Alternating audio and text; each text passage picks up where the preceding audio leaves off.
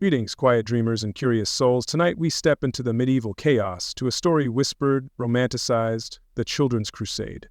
Forget shining armor. Picture pure, fervent innocence, stumbling to a holy land never reached, facing horrors it couldn't comprehend. A tale of blind faith, brutal reality, and a forgotten nightmare that truly, deeply sucked. Like and subscribe if this aids reflection. It helps our expeditions into history's tragedies. Comment where you're listening from and your time as we begin this heartbreaking tale. Dim lights, pull blankets close. Let's begin this unsettling history. The Children's Crusade, a name evoking potent, almost fairy tale images. We see throngs of innocent children, their faces bright with unwavering faith, streaming from medieval villages, tiny hands clutched banners, pure voices in hymns, marching with divine purpose to Jerusalem.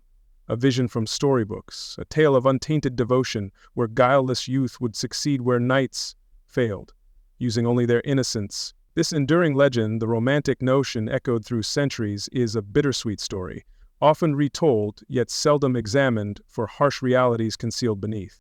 Yet, history rarely fits such sentimental frames. What if this poignant image of youthful piety is more myth than established fact? What if children misunderstands a more complex, desperate social reality? The truth of the Children's Crusade, buried under legend and scarce contradictory accounts, isn't a simple tale of innocent faith. It's a harrowing saga of misguided fervor, societal desperation, and profound suffering.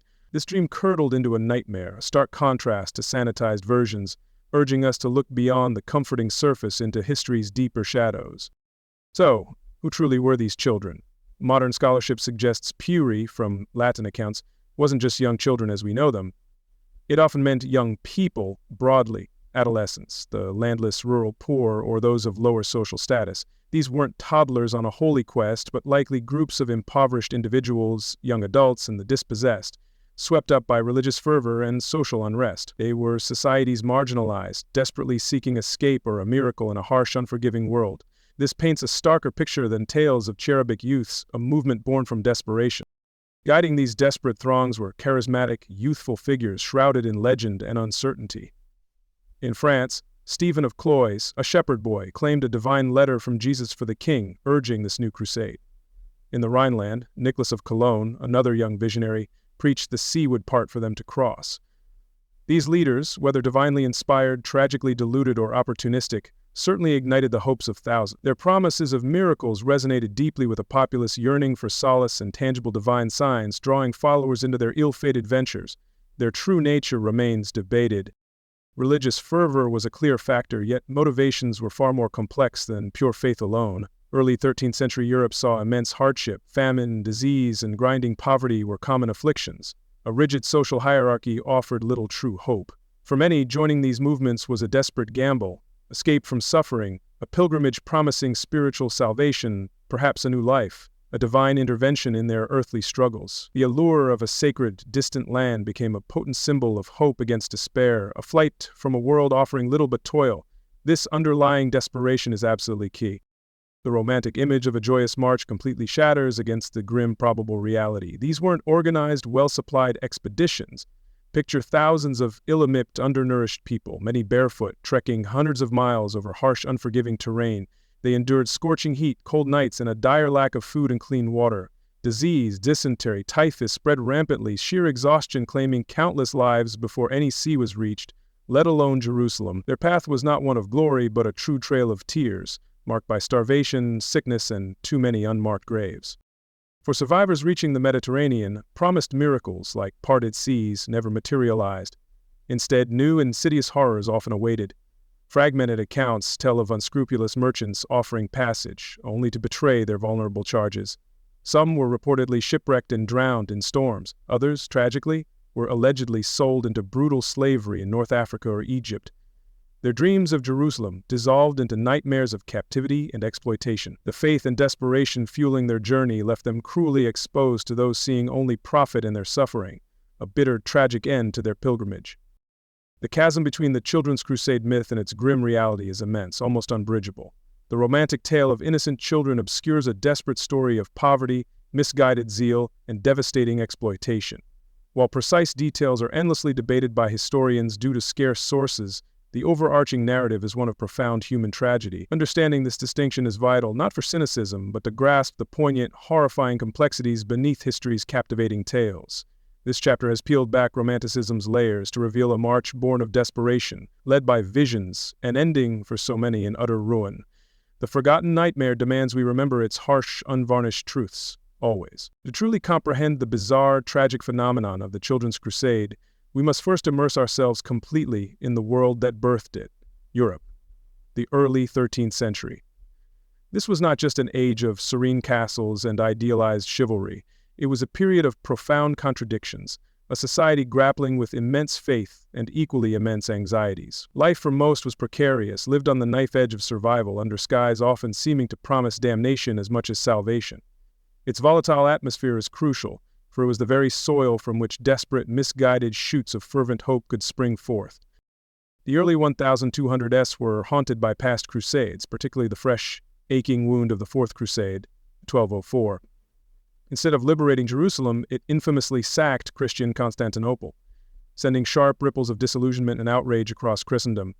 If mighty armies of nobles blessed by the Church could falter so spectacularly or be so corrupted by worldly ambition, where did true hope lie for the Holy Land? Yet, paradoxically, the crusading ideal itself didn't die. For some, the failures of the powerful only intensified the burning desire for a purer, more divinely favored effort. Beyond grand narratives of popes and kings, daily reality for most Europeans was relentless, grinding poverty. The feudal system, while ordering society, offered little upward mobility for the peasantry. Tied to the land, subject to lords' whims, burdened by taxes and tithes, most eked out a meager existence. Cities grew, but even there a large urban underclass struggled amidst squalor and deep uncertainty. This widespread economic hardship created pervasive disenfranchisement, a feeling the existing world offered little, making extraordinary solutions seem more appealing. Compounding poverty were recurrent famines and disease. Rudimentary agriculture left communities highly vulnerable to unpredictable weather. A late frost, drought, or floods could decimate harvests, leading to widespread starvation. Malnutrition was endemic, weakening immune systems, making populations susceptible to devastating outbreaks like dysentery, typhus, and ergotism. These were not seen merely as natural disasters, but often interpreted religiously as signs of God's profound displeasure or a world out of balance, fueling a sense of impending crisis. In such a world of hardship and uncertainty, religious faith wasn't passive Sunday observance. It was an all-encompassing framework for understanding daily existence. The Church provided solace, meaning, and a promise of ultimate justice in the afterlife. But this environment also acted as a crucible, forging intense, often desperate piety. When earthly life offered little security or tangible hope, the supernatural realm became more immediate. People clung to faith with a fervor born of stark necessity, seeking divine intervention in their lives and in human destiny. The institutional Church, centered on the papacy, wielded immense spiritual and indeed temporal power. Popes launched crusades, crowned emperors, and defined critical dogma. Yet, alongside this official structure, a vibrant, sometimes volatile popular piety flourished widely. This was an age of relic veneration, arduous pilgrimages to holy shrines, and deep belief in saints' intercession. Preachers, ordained and lay, could stir vast crowds with messages of repentance, salvation, or at times more radical calls to action. Orthodox devotion and ecstatic faith often blurred. The early 13th century was also alive with apocalyptic expectations and diverse prophecies. Thinkers like Joachim of Fiore, though his ideas were often misread, spoke of new ages and spiritual renewals, concepts easily seeping into popular consciousness as predictions of imminent, world-altering events. Portents, visions, and alleged miracles were widely reported and intensely discussed. This millenarian atmosphere created anticipation, a belief humanity was on the cusp of a significant divine act, perhaps even the final end times. Such beliefs were easily harnessed. Given the failures of conventional power, knights who couldn't secure Jerusalem, lords who couldn't ensure lasting prosperity, a powerful counter-narrative began to emerge. This was the idea God might choose the weak, the humble, and the innocent to achieve what the strong and worldly had utterly failed to do. If great armies had failed, perhaps a movement of the pure in heart, the spiritually untainted, could unlock divine favor. This desperate yearning for direct, miraculous intervention from God, bypassing flawed human institutions, was a potent religious undercurrent. Poverty, famine, disease, and a rigid social order inevitably bred simmering social unrest, even if rarely as organized rebellion. the marginalized, landless peasants, the urban poor, vulnerable women, especially widows or those without male protection, and even disillusioned lower clergy were particularly susceptible. These groups had the least to lose and perhaps the very most to gain from a radical reordering of the world, whether through divine intervention or collective action born of shared religious fervor. They formed a ready, eager audience for charismatic leaders. Interestingly, preceding centuries saw movements like the Peace of God and Truce of God, church-led attempts to curb nightly violence and protect non-combatants. While these aimed to pacify society internally, the crusading movement offered an external, sanctioned outlet for martial energies and religious zeal. It's conceivable the desire for peace and divine order, frustrated by ongoing societal violence and hardship, could also morph into unconventional movements seeking to purify Christendom or achieve its goals through extraordinary spiritual means. The concept of pilgrimage was deeply ingrained in the medieval Christian psyche. A journey to a holy site, especially to Jerusalem, the very center of their spiritual world, was a profound act of devotion, a means of vital penance, and a way to gain spiritual merit. Crusades were often framed as great armed pilgrimages, blending military goals with deep spiritual longing. The physical act of journeying towards the sacred, enduring hardship, was itself seen as spiritually transformative. Jerusalem, in particular, held an almost mystical allure, the ultimate destination for the truly faithful. In the medieval period, childhood was understood differently, but children weren't just miniature adults. A growing theological and cultural appreciation for spiritual innocence, particularly in children, was clearly evident. They were often seen as closer to God, less corrupted by worldly sins than adults. This perception made them potent symbols in burgeoning religious movements. The idea that children's pure faith could achieve what sin-laden adult efforts could not was powerful, tapping into deep beliefs about blamelessness and the Christian emphasis on becoming like a child. Communication in the 13th century was incredibly slow and unreliable by our modern standards. No mass media existed. Literacy was limited to a select few. News, rumors, and potent ideas spread mainly by word of mouth, via traveling merchants, itinerant preachers, pilgrims, and minstrels. This environment allowed charismatic individuals and compelling narratives to gain rapid, unchecked traction, often growing and transforming as they spread. Without effective centralized means to quickly verify or debunk claims of visions, such movements could swell with alarming speed. Imagine the cumulative psychological impact of living with constant hardship, pervasive fear, and frequent loss. When death was an ever-present companion, famine could strike with little warning, and the social order seemed immutable and unjust. The collective psyche of a community could become deeply scarred indeed. This could lead to heightened emotional states, susceptibility to collective enthusiasm, and desperate seeking of solace, sometimes in forms appearing irrational to us now. Mass movements driven by shared anxieties and fervent hopes were a notable feature of this era. The medieval Christian worldview was profoundly shaped by sin, penance, and the urgent, all-consuming need for personal salvation. Life on earth was a spiritual battlefield, a pilgrimage fraught with constant temptation, the ultimate goal being a secure place in heaven for eternity. Participation in acts of extreme piety, like a crusade or demanding pilgrimage, was often seen as powerful penance, a way to atone for grave sins and purify the soul. The promise of spiritual reward, of bypassing purgatory through extraordinary devotion, was a potent motivator, especially for those whose earthly lives offered so little else. It was this critical confluence of factors, lingering disappointment from failed official crusades, pervasive poverty, devastating famines, all-encompassing fervent religious faith, widespread apocalyptic anxieties, a deep yearning for direct divine intervention, the marginalization of vast populations, and the potent symbolic power of proclaimed innocence that created the uniquely volatile climate of the early 13th century. This perfect storm of historical, social, and religious conditions made the seemingly inconceivable notion of a children's crusade not just possible, but perhaps, in its participants' desperate eyes, an entirely logical, even spiritually necessary, fervent response to their world. From the fertile, yet often troubled Rhineland of Germany in early 1212 emerged a young figure who would ignite one of history's most poignant movements. His name was Nicholas of Cologne. Little is definitively known of his origins, but he is portrayed as young, a boy or shepherd youth, thrust into prominence by what he passionately claimed was a direct call from God. In an era charged with religious fervor and a desperate yearning for miracles, Nicholas stepped forth not as a knight or cleric, but as a seemingly humble vessel for an extraordinary divine message, capturing widespread attention instantly. Nicholas didn't present himself as a learned strategist. His authority, he proclaimed, stemmed directly from vivid heavenly visitations. Contemporary accounts, though sparse and sometimes contradictory, hint he experienced powerful visions. Some sources mention an angel appearing to him, others a luminous cross materializing dramatically in the sky. A divine sign he interpreted as a personal summons. Whatever the precise nature of these claimed revelations, Nicholas asserted with unwavering conviction that he had been chosen by God Almighty to lead a new, uniquely pure crusade to the Holy Land, destined to succeed. At the heart of Nicholas's electrifying message was a radical, compelling idea that Jerusalem's reclamation, eluding mighty emperors and seasoned knights, was now entrusted to the innocent and pure of heart.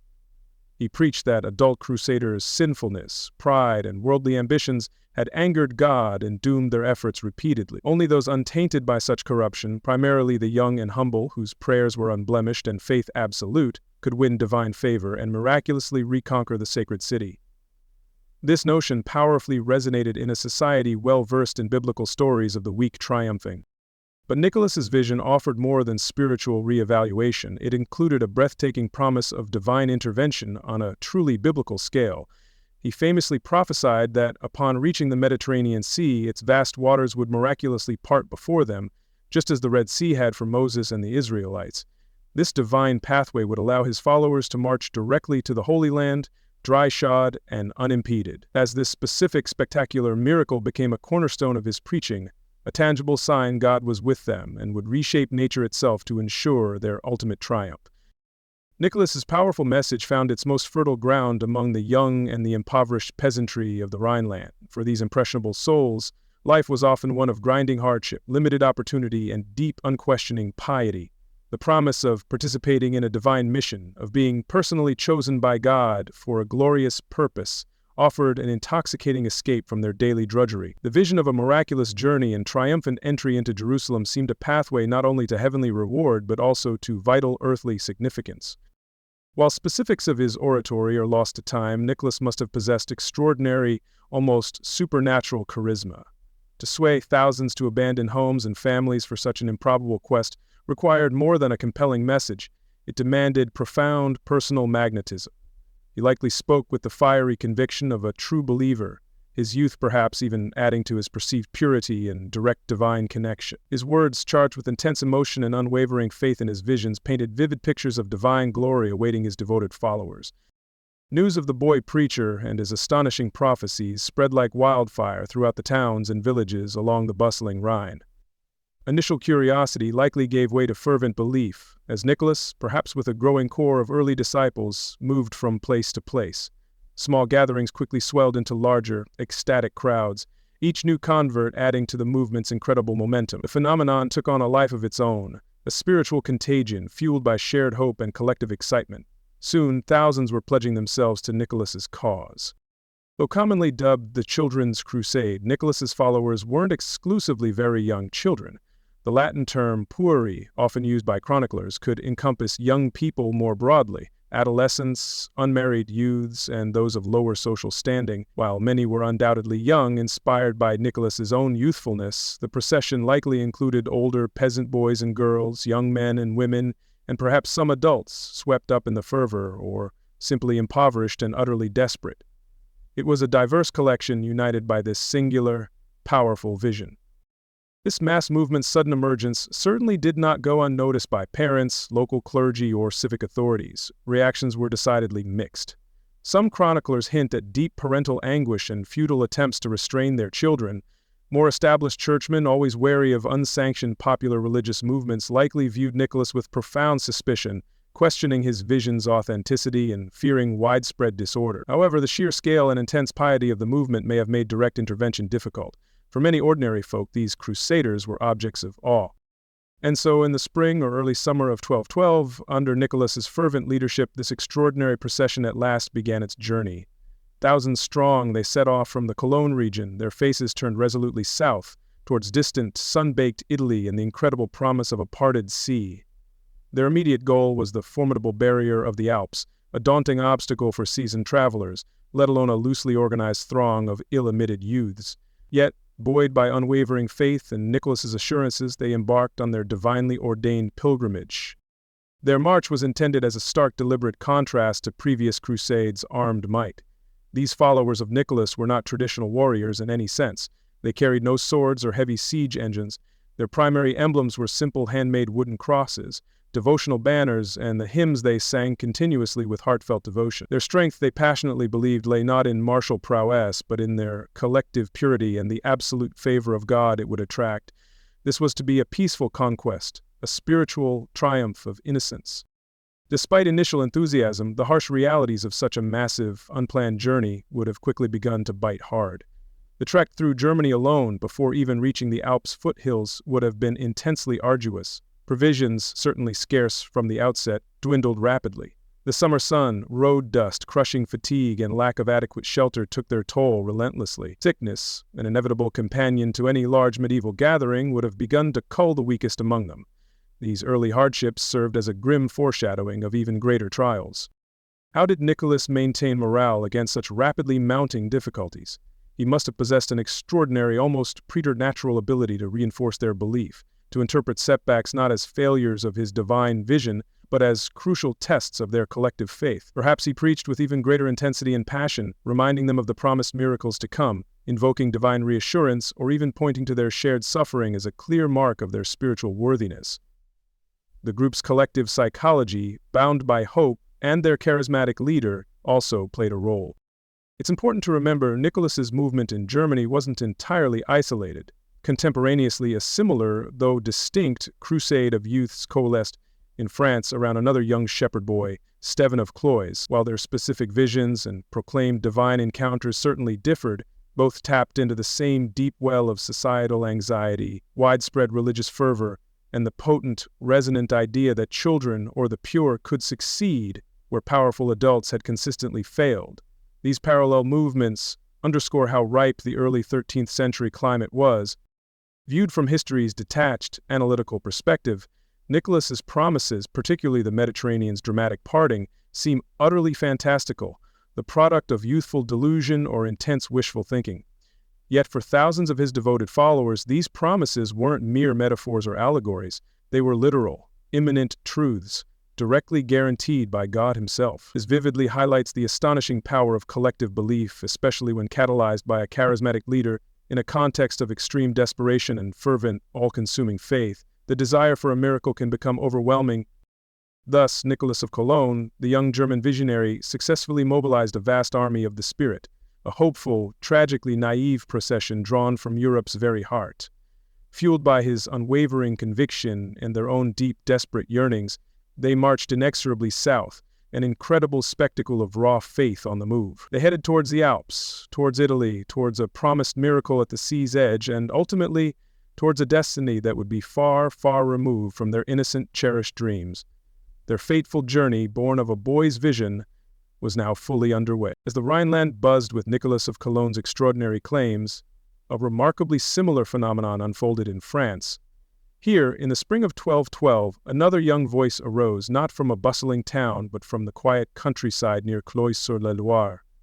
He was known as Stephen, a humble shepherd boy, whose days spent tending his flocks were about to be dramatically overshadowed by a proclaimed heavenly encounter. Like Nicholas, Stephen was young, his age uncertain, but placing him firmly in youth's bloom, an unlikely candidate to command national attention, yet destined to do so, capturing the hearts and very minds of many.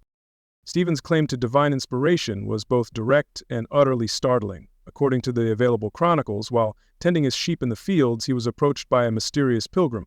This was no ordinary traveler, however. Stephen passionately asserted that this pilgrim was, in fact, Jesus Christ himself, appearing in humble, unassuming guise. This Christophany, this direct, divine manifestation, became the unshakable foundation of Stephen's incredible mission. The encounter was portrayed as deeply personal, with Christ singling out this shepherd boy to be his special, truly chosen messenger. The core of this divine encounter was a profound charge. Christ, Stephen declared with fervor, had entrusted him with a sacred letter, a direct communication for the highest authority in the land, King Philip II of France.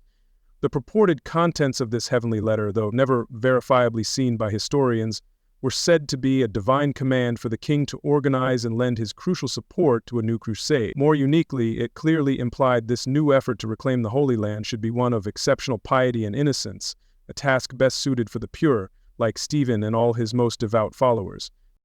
Filled with unwavering conviction of his divine mandate, young Stephen then journeyed from his rural village towards the very heart of royal power and authority. His destination was likely Saint Denis, near Paris, a site of immense religious and long-standing royal significance, where he fervently hoped for an audience with King Philip Augustus. Imagine this simple shepherd boy, likely alone initially, undertaking such a daunting trek, clutching what he devoutly believed was a letter directly from the Son of God. His determination, fueled by his vision, must have been truly quite extraordinary indeed. On reaching the royal court's environs, Stephen's extraordinary claims were, perhaps predictably, met with considerable, if not outright, skepticism. King Philip II, a seasoned and notably pragmatic ruler, was unlikely to be easily swayed by a mere shepherd boy's fantastic tale, however fervently it was told. Historical sources suggest the king wisely consulted with learned masters at the esteemed University of Paris, who likely advised extreme caution and ultimately dismissed Stephen's visions as youthful delusion or even outright trickery. Consequently, the official royal response was stern, very firm disapproval.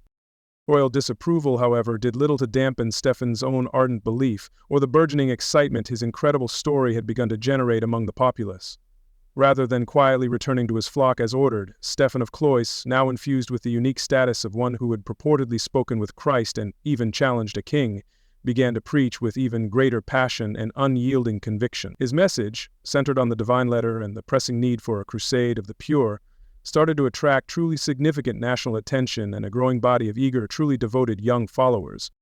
The emotional appeal of Stephen's compelling story was simply undeniable, particularly in an age desperately yearning for direct signs and wonders from above. Here was a simple, uneducated shepherd boy boldly claiming direct communication with Jesus Christ himself, carrying a divine mandate for all to see. For many, especially among the common populace and the impressionable young, this was far more compelling than dry pronouncements from distant bishops or the complex, often worldly strategies of kings. Stephen embodied a potent archetype, the holy innocent, chosen by God for a truly very special holy task. As Stephen preached with increasing fervor, his following rapidly and visibly swelled. Like Nicholas of Cologne in Germany, he attracted a vast multitude, primarily described by contemporary chroniclers as Pueri, a somewhat ambiguous term encompassing not just young children but also adolescents, poor peasant youths, and other marginalized young people. They came from countless villages and towns, drawn by the intoxicating promise of divine adventure, profound spiritual fulfillment, and perhaps a longing for escape from lives of unrelenting hardship and often very, very bleak prospects indeed. The parallels between Stephen's burgeoning movement in France and Nicholas's in Germany are indeed striking, speaking volumes about the prevailing, anxious zeitgeists of early 13th century Europe. Both featured incredibly young, undeniably charismatic leaders, claiming direct, divine inspiration from the heavens. Both movements strongly emphasized themes of innocence and spiritual purity as absolute prerequisites for any success in the Holy Land. Both attracted massive, devoted followings of Pueri, who then embarked on arduous journeys based almost entirely on faith and promises of many truly great divine miracles. While overarching themes were remarkably similar, there might have been subtle yet important differences in their proclaimed missions. Nicholas of Cologne famously promised his followers the miraculous parting of the sea.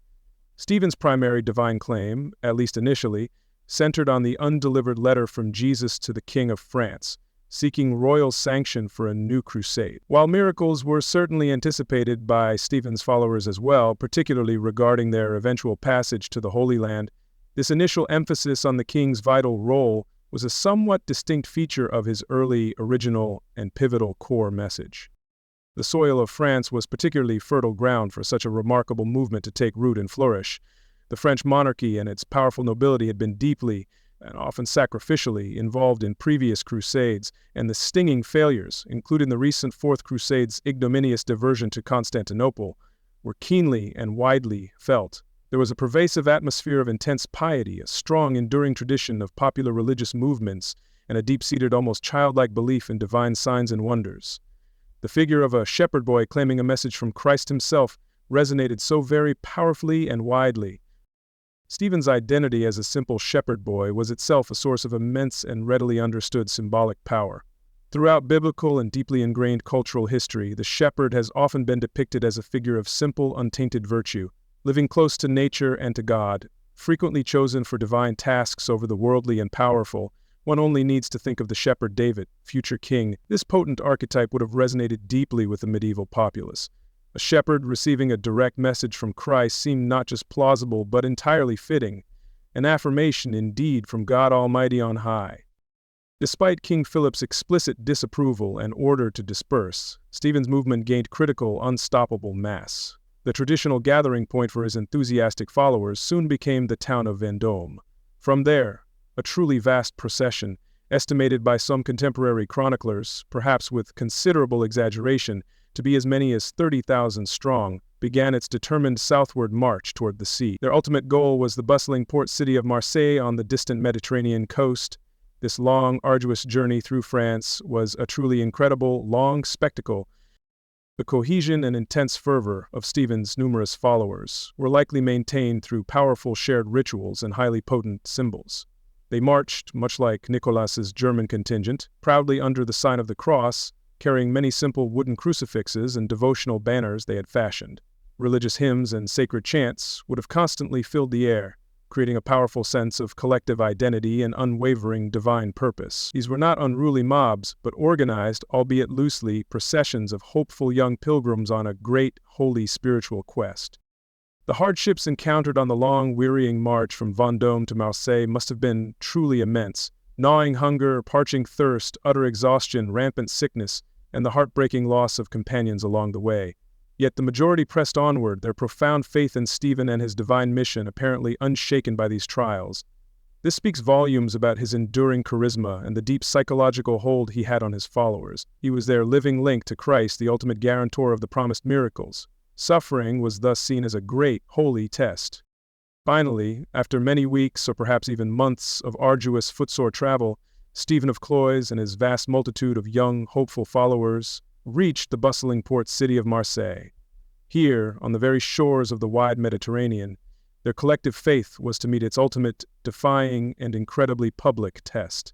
They arrived full of breathless anticipation, fervently believing that just as Nicholas's followers hoped further east, the sea would miraculously part before them, or that God would otherwise provide a clear, divine means of passage to the Holy Land. Marseilles now pulsed with their intense, raw expectation. When we hear children's crusade, the image is often heartbreaking innocence, a vast procession of very young children marching with pure hearts to a distant Holy Land. It's a picture steeped in pathos, widely popularized in art and literature. However, to truly understand the tragic reality of these 12-12 movements, we must look beyond this simplified, almost storybook depiction.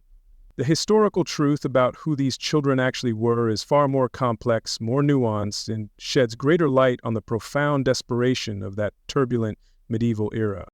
A significant part of the misunderstanding stems from the Latin word Pueri, commonly used by contemporary chroniclers to describe participants.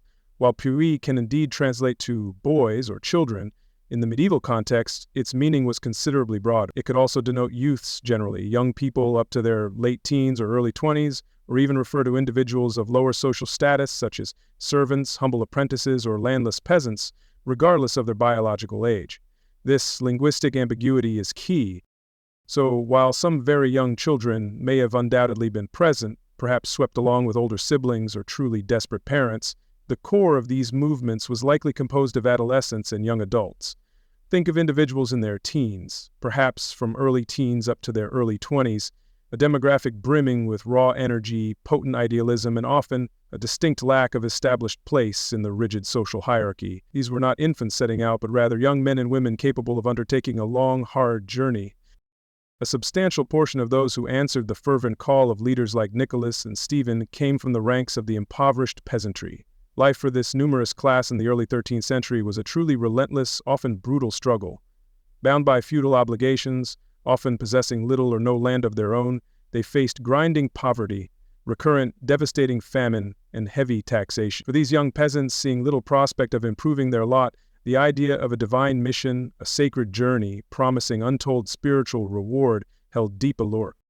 Beyond the settled peasantry, these remarkable movements also attracted many individuals who were, for various compelling reasons, unattached or living precariously on society's extreme margins.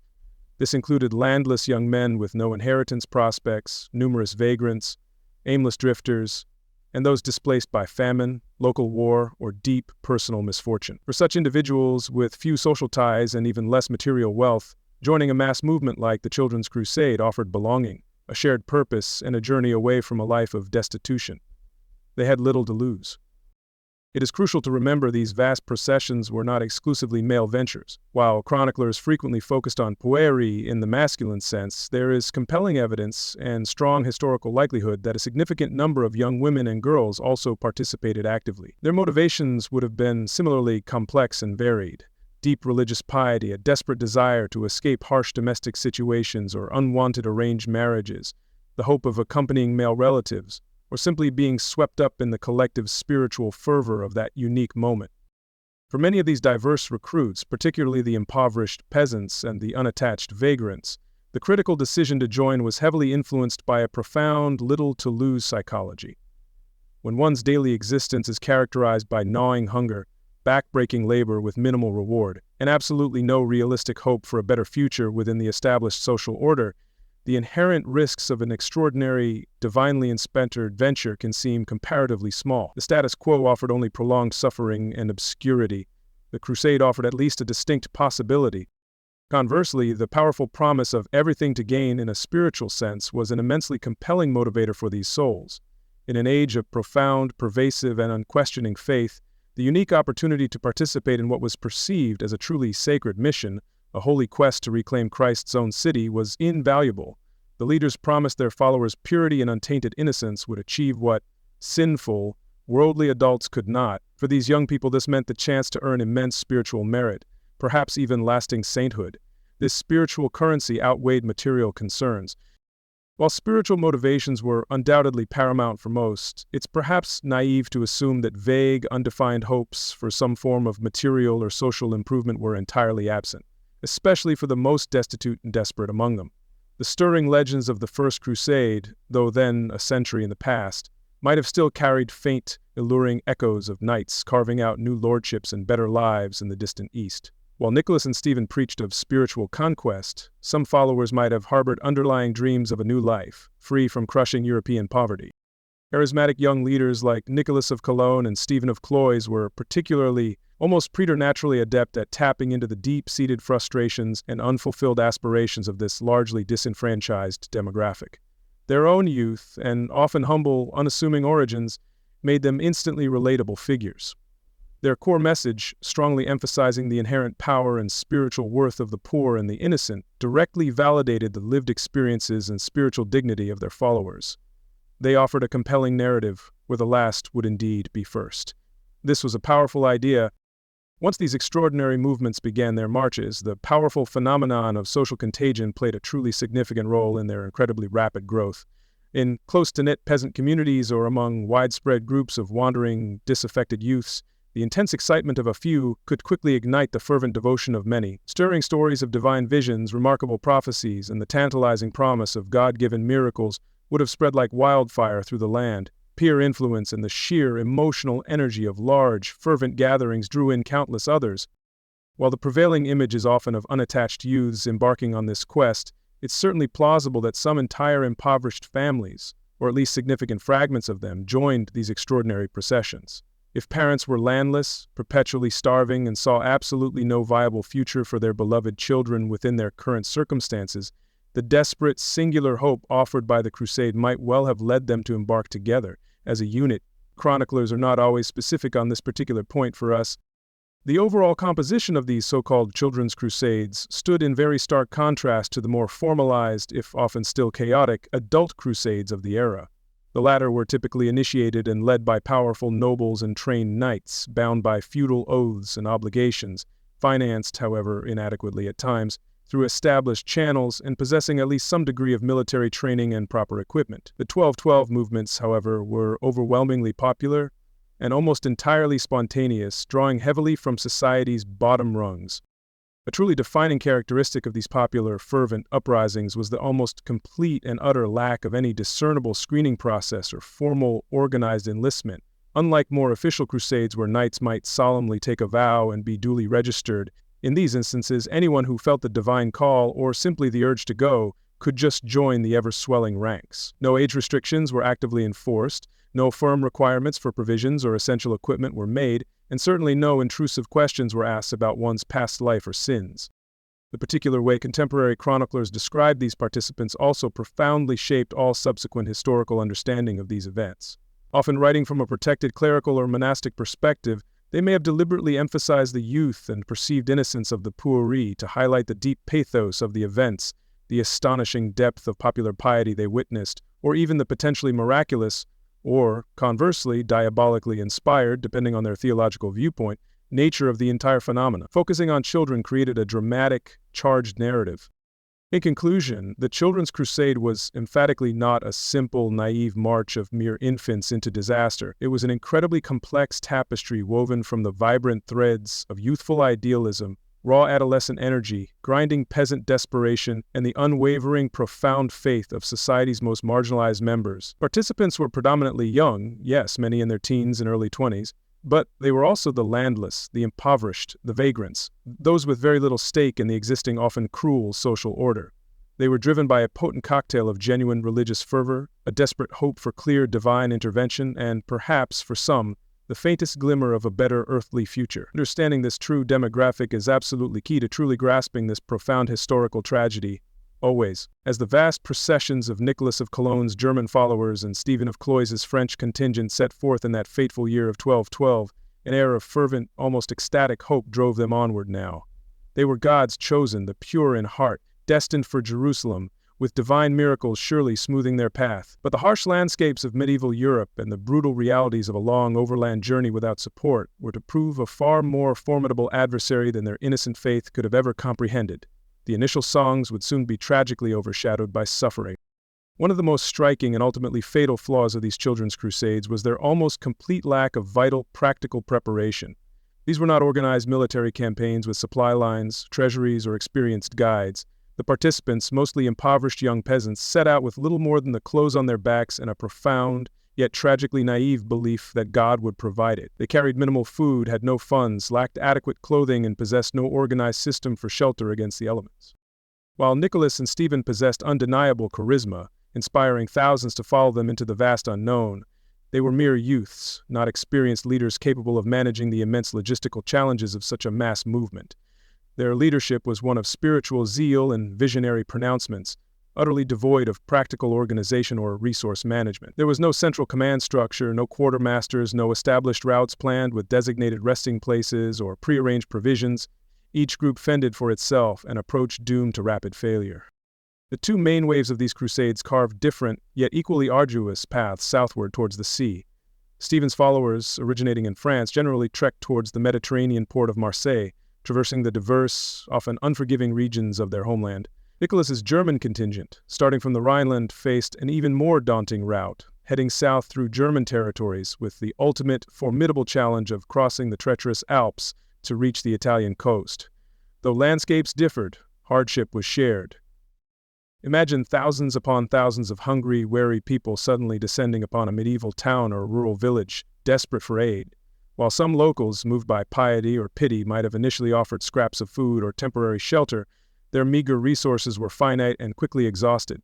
The sheer size of these crusading bands meant they were often perceived less as holy pilgrims and more as a consuming swarm. Doors would have been barred, charity dried up, and the marchers urged to move on, further into desperate reliance on barren countryside.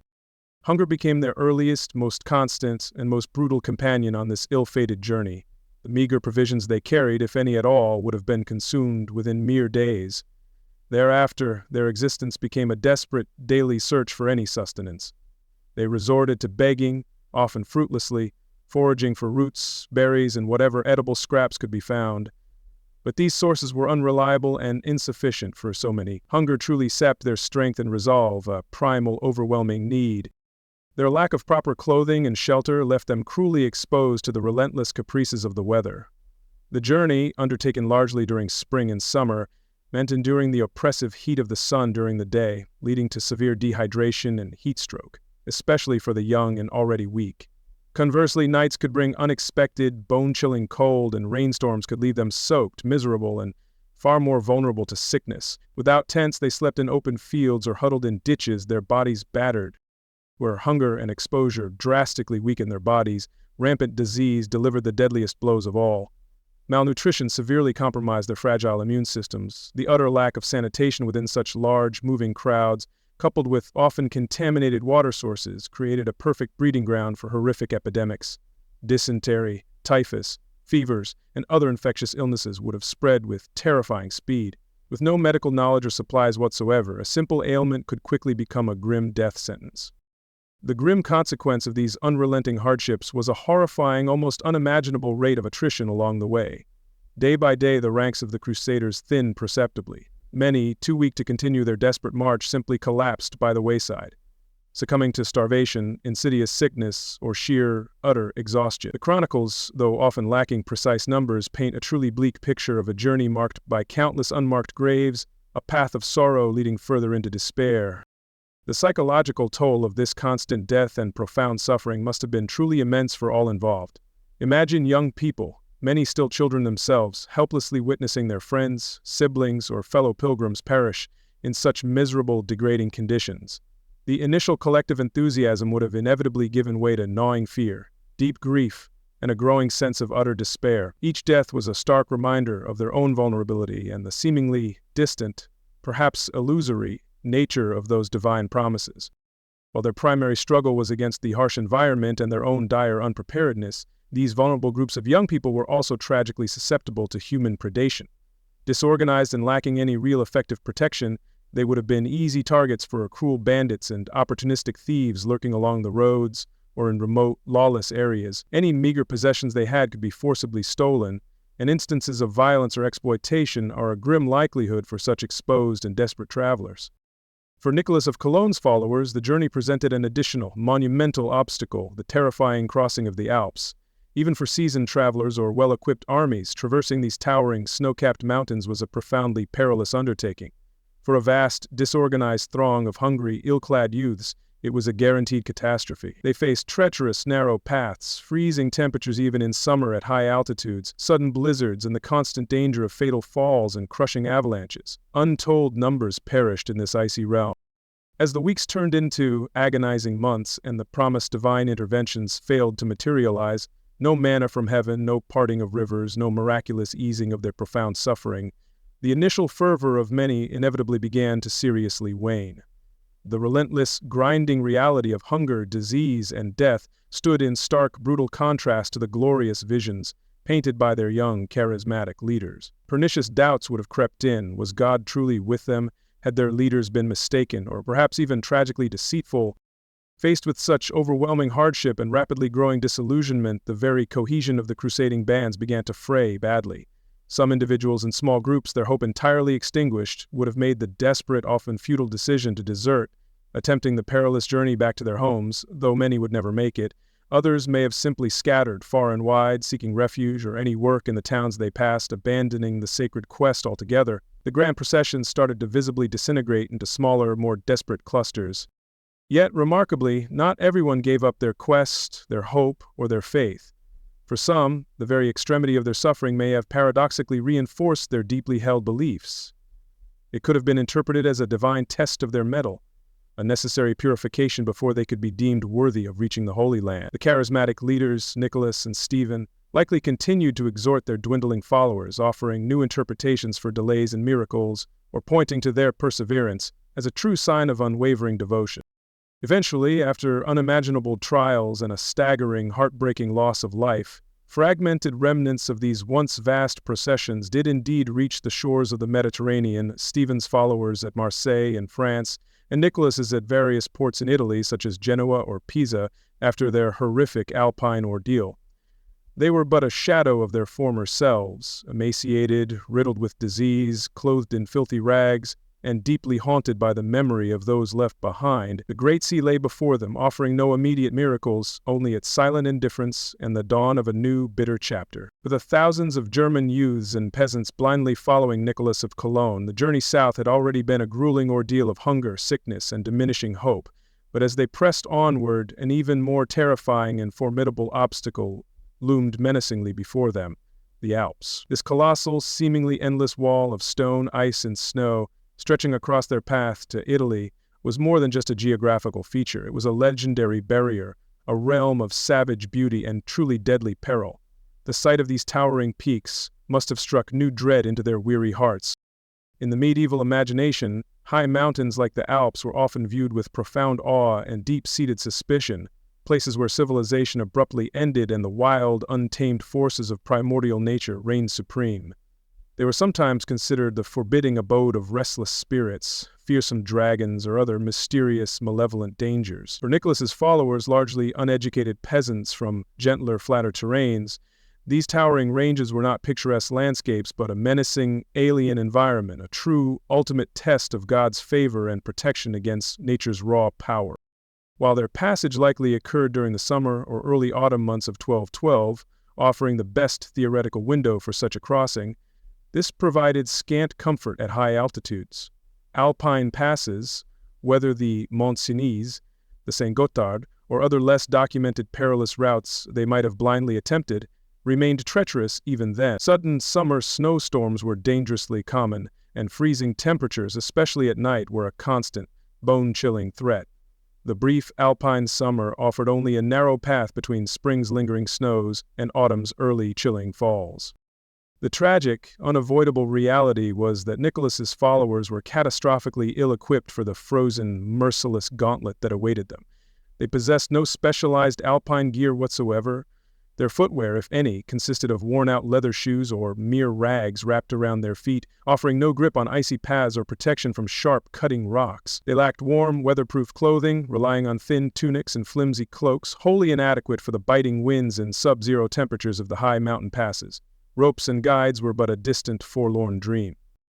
The initial ascent into the Alpine foothills would have been an immediate, brutal torment for the already malnourished and severely exhausted crusaders. Every single upward step was a grueling, lung-searing effort, their lungs burning in the thinning, frigid air, their muscles screaming in relentless protest.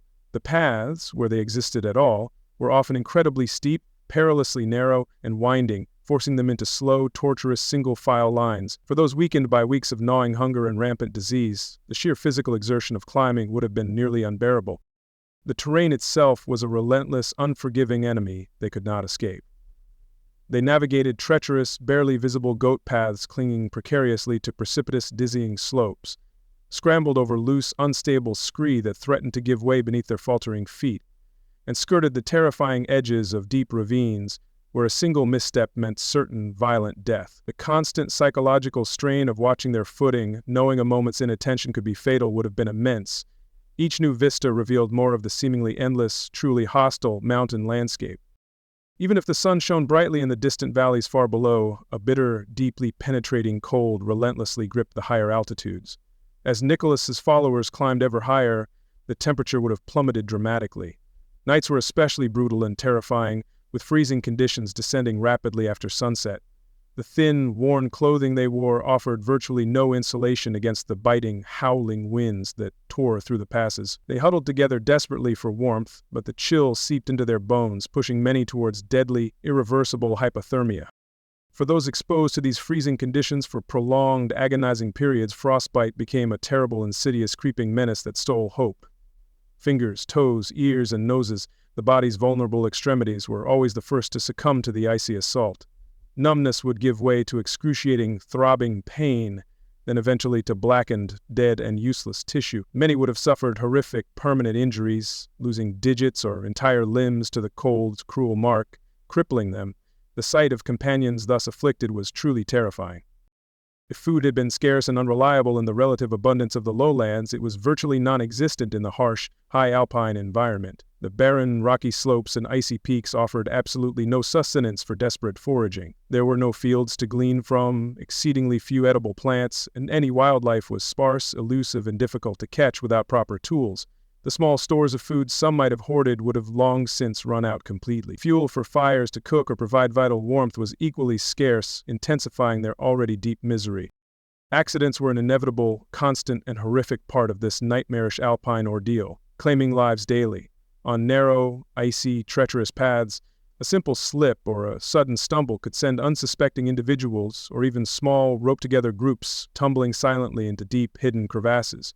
or plunging hundreds of feet down sheer rocky precipices to their certain deaths. The chronicles speak of many perishing in this dreadful manner, their bodies lost forever in the remote, uncaring wilderness, far from any hope of any consecrated burial ground at all. The mountains waged a relentless psychological war as much as a brutal physical one upon these young souls. The sheer, overwhelming, almost crushing scale of the Alps, with their jagged, snow-capped peaks disappearing into the swirling clouds, could easily induce feelings of human insignificance, intense claustrophobia, and profound, dizzying disorientation. The vast, echoing silence, broken only by the mournful howl of the wind or the distant, terrifying rumble of an avalanche, could be deeply unnerving. This indifferent wilderness felt like a truly hostile sentient entity. In this brutal, unforgiving environment, it was inevitably the weakest among them who perished first, without fanfare or ceremony. Any very young children who had miraculously made it this far, their small, fragile bodies far less resilient to the pervasive cold and gnawing hunger, would have been among the earliest, most tragic victims. The sick, already severely debilitated by diseases contracted on the long march through Germany, stood virtually no chance of survival. The Alpine crossing became a merciless natural filter, relentlessly culling those least able to withstand its savage, unrelenting, and icy rigors. How did Nicholas of Cologne, the boy visionary, himself respond to this unmitigated, unfolding catastrophe that surrounded him daily? Did his own faith waver as he saw his devoted followers dying in droves, his fervent promises of divine protection so cruelly shattered by the brutal reality of the indifferent mountains? The chronicles, unfortunately, offer few specific details of his personal reactions or inner turmoil. He likely continued to preach, to pray, to desperately exhort his followers to maintain their faith, but even the strongest belief must have been deeply strained. The Children's Crusade, at least for Nicholas's unfortunate contingent struggling desperately within the Alps, ceased to be any recognizable form of pilgrimage. It transformed inexorably into a desperate, stumbling, agonizing death march through a frozen hell. The hopeful hymns and earnest prayers were likely replaced by the pitiful moans of unbearable pain, the sharp cries of sudden despair, and the heavy silence of utter exhaustion. The initial spiritual purpose became almost entirely overshadowed by the primal, all-consuming need to simply survive another hour or another brutal day. For those few who, against all conceivable odds, somehow managed to survive the unrelenting horrors of the high Alpine passes and begin the treacherous descent into Italy, the terrifying ordeal was still far from over. The downward journey, while offering the faint, distant promise of warmer climes and potential sustenance, was itself fraught with new and insidious peril. Weakened legs and tormented minds made slips and fatal falls. Just as likely on steep, often icy downhill tracks, they were still deep in hostile territory, emerging not as pilgrims, but as refugees from a truly terrible disaster. And so, the German Pueri, who had blindly followed Nicholas of Cologne over the formidable Alps, finally staggered, ghost-like, out of the mountains and into the relative relief of the northern Italian plains. They were but a tiny, traumatized fraction of the many thousands who had set out from the Rhineland with such high, innocent hopes. Gaunt, frostbitten, sick, and clothed in utter rags, they must have appeared as spectral apparitions to the inhabitants of the first Italian towns they encountered. The frozen gauntlet had been run, but at a terrible, unimaginable cost to all of them. Now, after enduring unimaginable horrors, the relentless attrition of hunger and disease, the frozen hell of the Alpine crossing for Nicholas's followers, and the sheer, soul-crushing exhaustion of their endless trek, the surviving remnants of the Children's Crusades finally reached their shimmering, longed-for goal, the vast Mediterranean Sea. Stephen of Cloyes' French contingent arrived at the bustling port of Marseilles, while Nicholas's Germans staggered into Italian coastal cities like Genoa and Pisa. Exhausted, emaciated, and greatly reduced in number, a fragile yet still desperate hope flickered within them. The prophecy that had fueled their entire arduous, nightmarish journey now echoed with climactic anticipation in their hearts and minds. Nicholas of Cologne, in particular, had preached with unwavering, almost hypnotic conviction that the very sea before them would miraculously part, cleaving a dry path for their sanctified feet, leading them directly, triumphantly, to the Holy Land. Stephen's followers, too, harbored fervent expectations of similar divine assistance for passage eastward, a clear sign of God's favor. And so they gathered, these tattered, weary remnants of a once mighty spiritual army upon the shores of the vast, seemingly indifferent sea. Days, perhaps even long weeks, were spent in an anxious, increasingly desperate, prayerful vigil. They would have fasted despite their hunger, chanted hymns with fading voices, and listened to the desperate exhortations of their young leaders, their eyes fixed on the unmoving, silent waters. Each sunrise brought a fresh surge of hope, each sunset a deeper, dark despair. But daybreak followed agonizing daybreak, and the Mediterranean remained stubbornly, cruelly impassive to their plight. The waves lapped the shore with monotonous, unceasing regularity, utterly indifferent to the fervent prayers and desperate pleas of the thousands assembled there. There were no sudden tempests heralding change, no divine cleaving of the vast waters, no miraculous pathway revealed. The sea, vast and untamed, simply refused to part. The silence of God after grand promises was deafening. The psychological impact of this non-event, this monumental, unfulfilled divine promise, was nothing short of catastrophic for the vast majority of the Crusaders. Imagine the crushing, almost physical weight of disappointment, the sudden, cold, dawning realization that the divine miracle they had sacrificed absolutely everything for was simply not going to happen.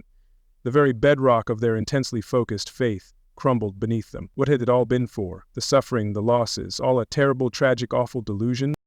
The young leaders, Nicholas and Stephen, now faced an unimaginable, deeply personal crisis of credibility and faith. How could they possibly explain this devastating failure of divine intervention to their trusting flocks? Chronicles offer little reliable detail on their specific immediate reactions. Some may have desperately tried to rationalize the delay, urging continued prayer, or perhaps frantically reinterpreting the original prophecy. Others may have simply crumbled under the immense weight of their followers' despair, their own youthful conviction now utterly shattered.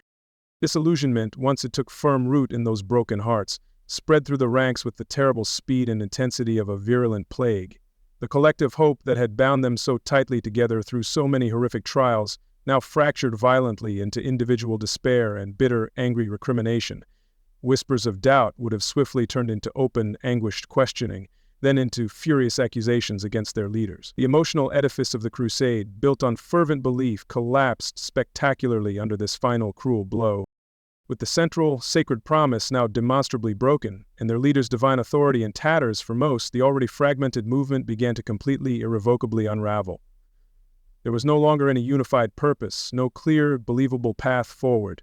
Groups began to quickly break away, the semblance of a cohesive crusade dissolving into a chaotic, desperate scramble for individual survival or any conceivable way out of their dire predicament. The Children's Crusade effectively ceased to exist. For a portion of these now deeply disillusioned youths, the only conceivable option remaining was to attempt the incredibly arduous journey back to their distant homes in Germany or France. This return trip, however, would be fraught with entirely new kinds of misery and danger. They would be traveling without the initial fervor or the hope of divine aid. They faced the dreadful prospect of ridicule, biting contempt, and perhaps even harsh punishment in the communities they had so eagerly abandoned months before. Many would not survive this second harsh ordeal.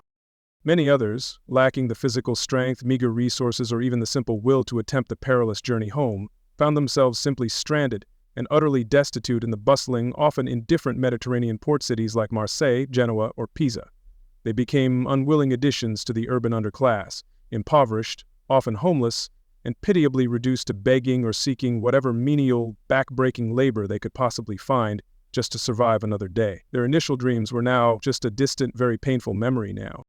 It was precisely in this dire atmosphere of overwhelming desperation and utterly shattered hopes that a new, insidious human threat emerged for those still clinging to the dream of reaching the Holy Land, or simply seeking any escape.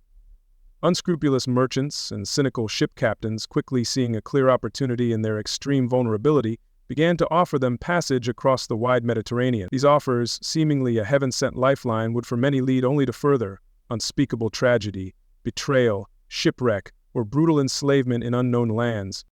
It's crucial to understand there was no single uniform fate awaiting the thousands who had loyally followed Nicholas and Stephen to the sea's edge. After the great public disappointment and subsequent chaotic dispersal, their individual paths diverged dramatically and often tragically. Some undoubtedly died of rampant disease or sheer starvation in the crowded port cities. Some, as mentioned, attempted the perilous journey homeward.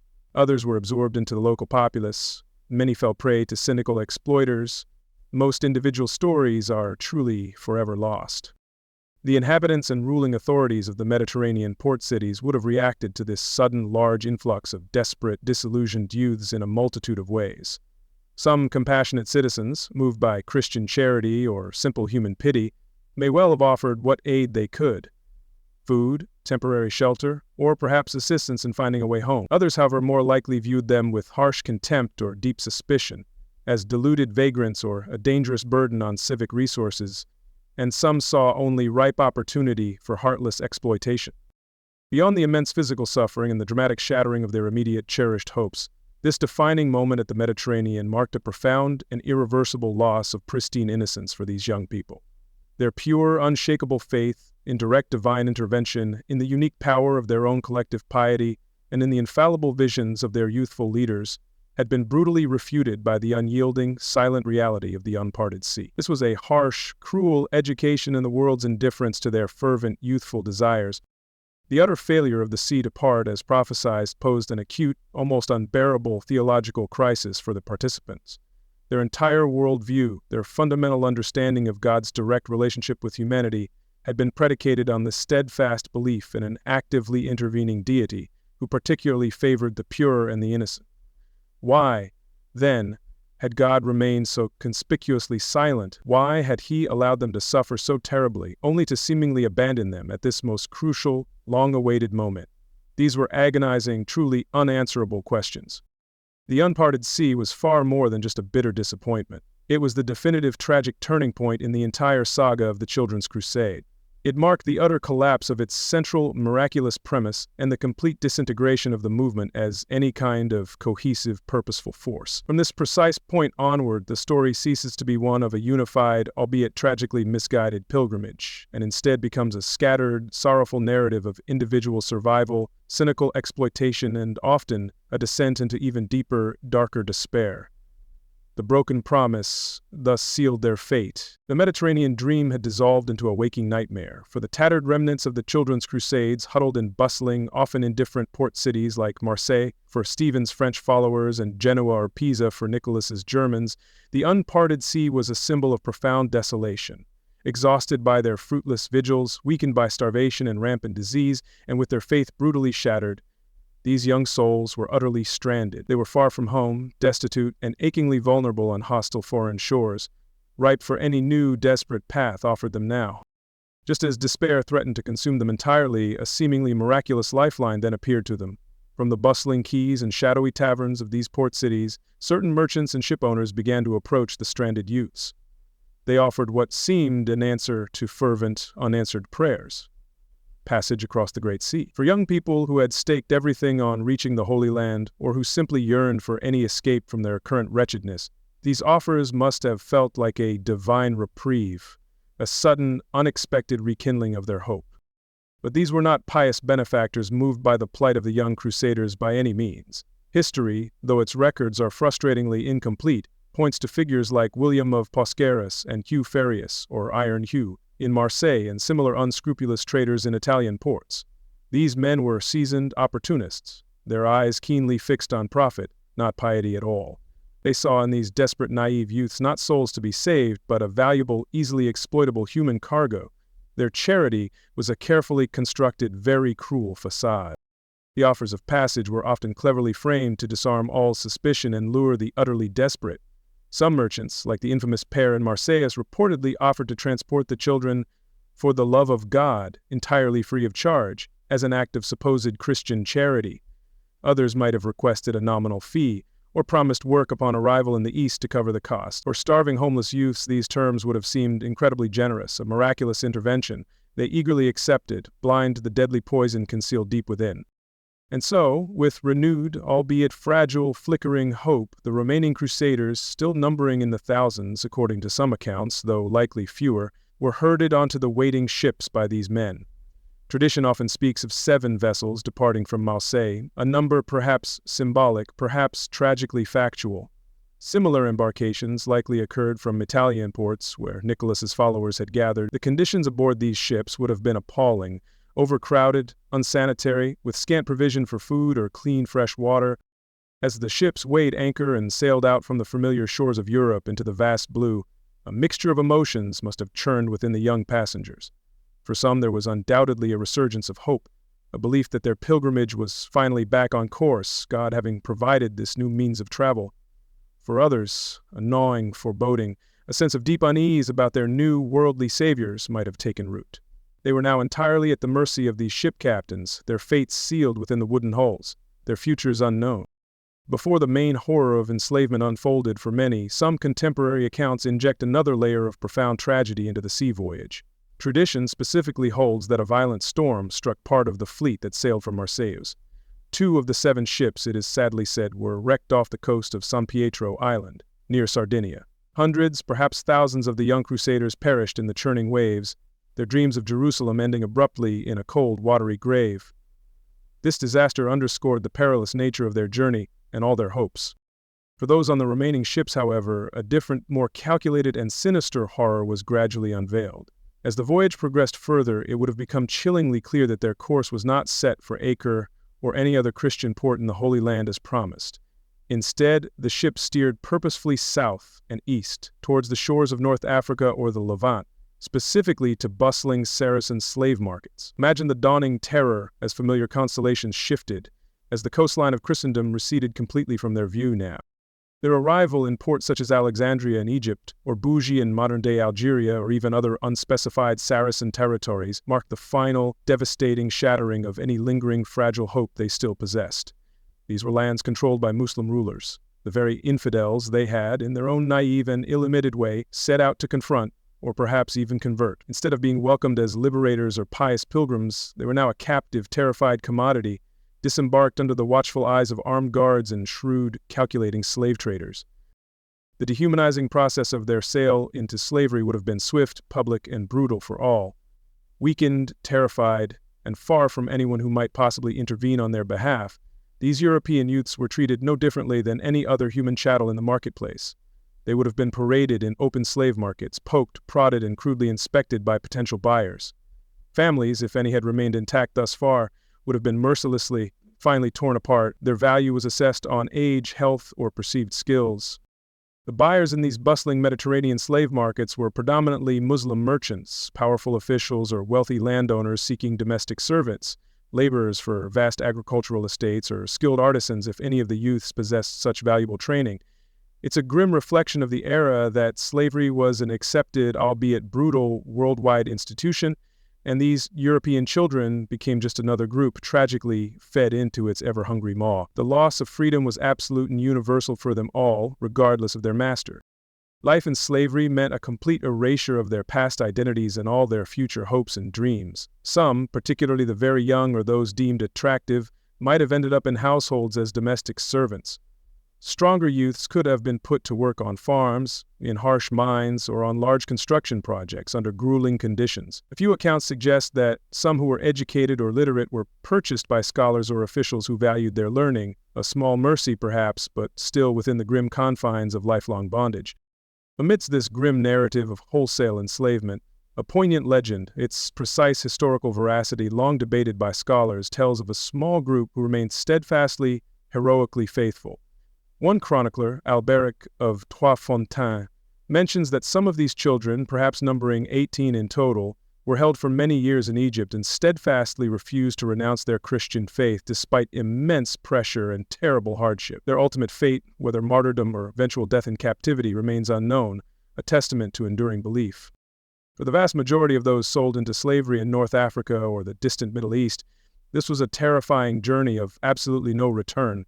Unlike some ransom knights or wealthy merchants, these impoverished youths had no powerful families or influential institutions to negotiate for their eventual release. They were simply swallowed by a vast, indifferent system, and precious few, if any, ever saw their beloved homelands again. Their voices were silenced, their stories largely unrecorded beyond the initial horror of their sale. The actions of merchants like William of Boscaris and Hugh Farius, and their vile counterparts in other ports, represent a profound and truly despicable betrayal of humanity. They exploited the deepest vulnerabilities of these children, their youth, their utter desperation, their fervent religious faith, and their complete, naive trust. To lure them with false promises of safe passage to the Holy Land, only to then sell them into a lifetime of bondage for monetary gain, was an act of breathtaking cynicism and unimaginable cruelty. This was a fundamental crime. Thus, for thousands of the hopeful young souls who had embarked on the Children's Crusade with such pure intentions, their journey did not end in a miraculously parted sea or a liberated Jerusalem as they dreamed. It culminated in the horrifying, inescapable reality of the slave auction block and a long life of servitude in distant, unfamiliar lands. This enslavement marks perhaps the darkest, most cynical, and most heartbreaking chapter of their entire tragic enterprise. Their innocent quest met its ultimate bitter end, not in glory, but in the suffocating chains of slavery. The journey that had begun with such fervent, almost ecstatic hope, with radiant visions of divine miracles and a liberated Jerusalem, had now reached its most horrifying and unanticipated nadir for thousands of the so-called children crusaders. Deceived by utterly cynical merchants, transported across the unforgiving vast sea, they now faced an unthinkable, brutal reality. They were slaves. In the bustling alien markets of North Africa and the Middle East, these European youths were sold like common chattel, their young lives the property of others, a grim fate. The first casualty of their sudden, shocking enslavement was their very identity, meticulously stripped away. Their familiar names, often carrying deep familial or cherished religious significance, were likely replaced with new ones, Arabic or Berber, starkly marking them as possessions in a new world. They were thrust into a bewildering environment where their native language was not understood, their customs entirely alien. Communication with new masters and fellow slaves would have been a terrifying, isolating struggle of gestures and few broken phrases. For these deeply Christian youths, now enslaved in predominantly Muslim lands, the intense pressure to renounce their cherished faith and convert to Islam would have been an immense spiritual and psychological burden they bore daily. While outright violent forced conversion was not always the mandated norm in every single context, both subtle and overt pressures were certainly very common. Better treatment, slim opportunities for advancement within the slave hierarchy, or even the faint promise of eventual manumission might be cruelly tied to their full conversion. Some of the enslaved, particularly the younger children or those deemed more docile, pretty, or adaptable, might have found themselves in domestic servitude within the households of wealthy merchants, powerful officials, or prosperous landowners. Life here could vary dramatically, a lottery of fate. A relatively kind master might mean better food and shelter, perhaps even some rudimentary education or useful training in household tasks. However, they remained property, subject to the whims and potential abuses of every household member, their childhoods spent serving others always. For many others, especially the stronger boys and young men among them, a life of unremitting, grueling agricultural labor awaited them under the burning North African or Middle Eastern sun, a far cry from Europe's climes. They would have toiled endlessly in vast fields, sun-scorched orchards, or sprawling date groves from earliest dawn till deepest dusk, performing truly back-breaking tasks for which they were utterly unprepared. The conditions would have been appallingly harsh, the supervision often brutal, the rewards non-existent beyond bare sustenance to keep them alive, and barely working. Perhaps the harshest, most terrifying fates were reserved for those unfortunate souls condemned to endless labor in dark mines, dangerous quarries, or on large-scale public works projects like canal digging or fortress building. This was perilous, often deadly work, undertaken with minimal if any regard for the safety or basic well-being of the enslaved laborers. They would have faced constant risk of severe injury, rampant disease, from appalling sanitary conditions, and the brutal, arbitrary discipline of ruthless overseers. This was the ultimate, cruelest inversion of their hopes. Daily life for the majority of the enslaved children was an unceasing, soul-destroying round of dull monotony, acute hardship, and the complete, crushing absence of personal freedom or choice. Their meager food would have been basic and often insufficient, their clothing sparse and ragged, their living conditions frequently squalid and unhealthy. Long, grueling hours of work were expected, 7 days a week, with little genuine rest. Every aspect of their existence was rigidly controlled by their masters, creating an atmosphere of pervasive fear and profound subjugation from which there was simply no escape. One of the most profound, unceasing agonies of their enslavement was the complete and irreversible severance from everything they had ever known and cherished back in Europe. Their families, beloved friends, home villages, the familiar sounds and cherished sights of their homelands, their native tongue, their comforting religious community, all were now irretrievably lost to them, existing only as fading, incredibly painful memories. This profound cultural and emotional isolation, this sense of being utterly adrift in an alien world, was a continuous source of deep, unutterable grief. For those who were still mere children, or in their early formative teens when so cruelly enslaved, their precious formative years, the very essence of their youth and potential, were stolen and consumed by the relentless demands of servitude. There was simply no room for childhood play, for education in their own familiar traditions, or for the natural, healthy progression of adolescent development towards any form of independence. Instead, their days were rigidly defined by hard labor, strict obedience, and the grim, harsh realities of their unending bondage and constant toil. The immense psychological impact of such a prolonged and multifaceted ordeal, the initial betrayal, the terrifying sea voyage, the profound humiliation of the slave market, and the daily soul-crushing grind of servitude would have inflicted deep and truly lasting trauma upon these young minds. Many would have suffered from profound, debilitating despair, a sense of utter hopelessness that could easily curdle into a quiet, soul-destroying resignation to their fate. Some might have clung desperately to memories or faith, while others simply adapted to somehow endure their terrible plight. Documenting specific acts of overt resistance by these enslaved European youths is incredibly difficult, as their individual voices are largely tragically absent from the historical records that have survived. Small, personal acts of defiance, the secret preservation of their Christian faith, or brave attempts to communicate furtively in their native tongue might well have occurred. However, any form of organized rebellion would have been almost impossible to sustain, and would have been brutally, swiftly suppressed. For most, harsh compliance was the only path. Young girls and women among the enslaved contingent faced particular and often tragically unspoken additional horrors in their captivity. Beyond the general shared hardships of forced labor and the total loss of freedom, they were exceptionally vulnerable to constant sexual exploitation and brutal abuse at the hands of their masters' sons, or callous overseers. Their futures could include forced concubinage or being sold into the seclusion of harems. The lack of agency over their own bodies added another layer of profound suffering to their already incredibly tragic fate. Crucial, heartbreaking aspect of their profound tragedy was the sheer unyielding permanence of their unfortunate situation. Unlike captured knights from noble families or wealthy merchants for whom substantial ransoms might eventually be paid by relatives or powerful religious orders, these impoverished peasant youths had no such recourse. No influential patrons to plead their desperate case, no church funds readily available to secure their release from distant lands. For the vast majority, enslavement was a lifelong sentence, a permanent, truly hopeless exile from all they knew.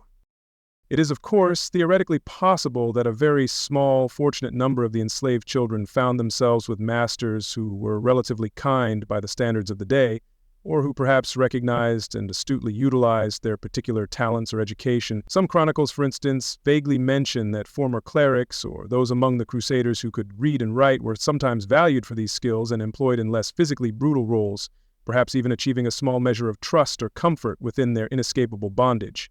A small, sad comfort.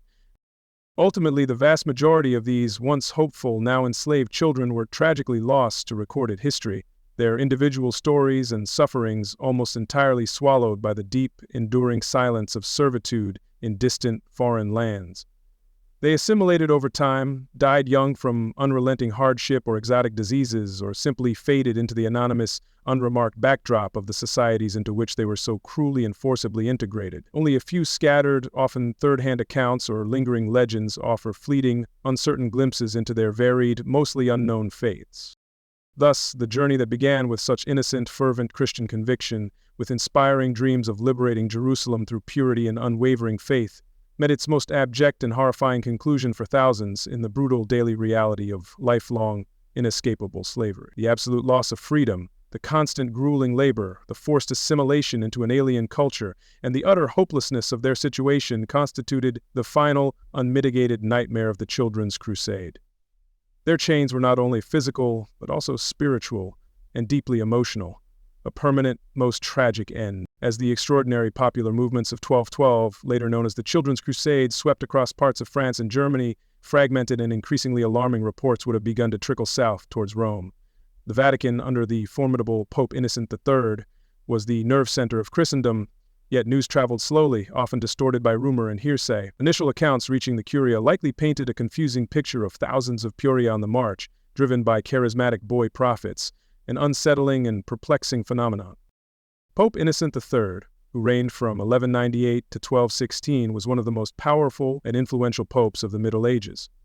His papacy was characterized by a vigorous assertion of papal authority and an almost obsessive focus on the recovery of the Holy Land. He had launched the ill-fated Fourth Crusade, which ended in the sack of Constantinople in 1204, and was deeply embroiled in the ongoing Albigensian Crusade. Crusading, in its organized form, was central to his vision. Uncontrolled popular religious fervor, however, was another matter entirely, often viewed with considerable, deep suspicion. The precise initial reaction of Innocent III to the news of these burgeoning youth movements is not clearly documented in surviving papal bulls or official correspondence, directly naming them as they occurred. It's unlikely there was immediate, outright condemnation, nor a full-throated endorsement. The Church was often cautious with popular religious enthusiasms, needing to discern genuine piety from misguided zeal. A period of watchful waiting, gathering more information, seems probable for the Pope and his closest advisors. A quote frequently attributed to Pope Innocent III regarding these events is, "These children shame us. While we sleep, they eagerly set out to recover the Holy Land." If genuine and contemporaneous, this statement is laden with ambiguity. Was it a sincere, albeit sorrowful, admiration for their pure, unhesitating faith, contrasting it with the apathy of adult knights who had failed in recent crusades? Or was it a more calculated rebuke, using their naive zeal as a rhetorical tool to spur on a new, properly organized crusade? Its true original intent remains much debated by historians. The medieval church, and Pope Innocent III in particular, certainly valued and encouraged popular piety. Pilgrimages, veneration of relics, and devotional practices were integral to medieval religious life. However, the church hierarchy was also deeply concerned with maintaining order and doctrinal purity. Spontaneous, large-scale popular movements, especially those led by charismatic figures claiming direct divine inspiration outside established ecclesiastical channels, were inherently suspect. They had the potential to challenge church authority, a constant nagging fear for Rome's authority. Beyond doctrinal concerns, the sheer logistical nightmare presented by these massive, disorganized bands of Pueri would have alarmed Rome. Lacking leadership in the church's view, supplies, or any coherent plan, they were a recipe for disaster. Reports of their suffering, their vulnerability to exploitation, and the social disruption they caused as they moved through various territories would have filtered back to the Vatican. The church understood that even the most fervent zeal, if misguided, could lead to catastrophic outcomes, harming the community and the church's own reputation. The first line of church response would have come from local bishops and clergy in France and the German lands. Some, perhaps moved by the apparent piety of the marchers or fearing popular backlash, might have offered cautious blessings or minimal aid. Others, more aligned with King Philip II of France, who consulted the University of Paris and ordered the children to disperse, likely attempted to dissuade the participants, condemning the movements as ill-conceived. These local reactions would have heavily influenced the Pope's evolving understanding and his eventual considered stance on the tragedy. As the children's crusades met their tragic fates, the devastating Alpine crossing for Nicholas's Germans, the unparted sea at Marseilles and Italian ports, the horrific betrayal by merchants, and the subsequent enslavement or death of thousands, the true scale of the disaster would have become agonizingly clear to Pope Innocent III and the Curia. Any initial glimmers of hope that these movements might represent a pure divine impulse would have been extinguished by the relentless waves of bad news. The overwhelming narrative became one of profound human tragedy, demanding papal address or at least some official acknowledgement. While a specific papal bull singularly condemning the Children's Crusade by that name in 1212 is not readily found, the church disapproval became evident through its broader policies and the tone of clerical chroniclers. The disastrous outcomes were a clear indictment of such unregulated popular crusading fervor. Innocent III's subsequent actions, such as his meticulous planning and authorization of the Fifth Crusade, which emphasized papal control and logistical planning, can be seen as an implicit repudiation of the chaotic nature of the 1212 movements. Order was to be fully restored to crusading. Much of what we know about the Church's reaction comes from chroniclers, many of whom were monks or clergy, writing with a particular theological or institutional perspective. Some portrayed Nicholas and Stephen as deluded, their followers as naive victims of youthful folly or even demonic deception. Others, while lamenting the tragic outcome, might have praised the innocent piety of the children, using their fate as a moral lesson. These clerical narratives played a crucial role in shaping how the Children's Crusade was remembered, often emphasizing its failure as a stark, clear warning to others. In the aftermath, there may have been attempts to integrate the tragic memory of these children into a broader crusading ideology, albeit carefully. While their methods were condemned as misguided, their supposedly pure intentions and tragic suffering could be reinterpreted as a form of innocent sacrifice. This narrative, though bittersweet, could serve to highlight the failures of worldly adults and inspire renewed but properly channeled zeal for future church-sanctioned crusades. The blood of martyrs, in a metaphorical sense, might be carefully framed by church scholars. It's also important to consider the broader context of Pope Innocent III's preoccupations. During 1212, he was heavily invested in the brutal Albigensian Crusade in southern France, a massive military and ideological struggle against the Cathar heresy. This campaign demanded significant papal attention, resources, and political maneuvering. It's plausible that the Children's Crusade, emerging spontaneously, might have initially been viewed as a secondary, albeit disturbing, issue compared to the existential threat posed by heresy, impacting any direct, immediate papal response. Did the catastrophic failure of the Children's Crusade lead to lasting changes in how the Church managed popular religious fervor or promoted crusades? Perhaps to some extent. The subsequent Fifth Crusade, called by Innocent III at the Fourth Lateran Council in 1215, was meticulously planned. With clear leadership structures and papal oversight, there was a continued emphasis on crusading as a structured penitential act for knights and nobles, rather than an uncontrolled popular outpouring. However, popular enthusiasm remained a powerful, unpredictable force, difficult to ever fully control or direct. For the church hierarchy, the saga of the Children's Crusade ultimately served as a potent, if tragic, cautionary tale. It starkly illustrated the dangers of unregulated religious enthusiasm, the perils of charismatic but unordained leaders, and the catastrophic consequences of popular movements that bypassed ecclesiastical authority and sound logistical planning. The memory of this disaster could be invoked to reinforce the necessity of papal leadership and structured organization, lest such a tragedy might dare to repeat itself again. The relative scarcity of direct contemporaneous papal pronouncements specifically naming and detailing a response to the Children's Crusade as it unfolded in 1212 is noteworthy.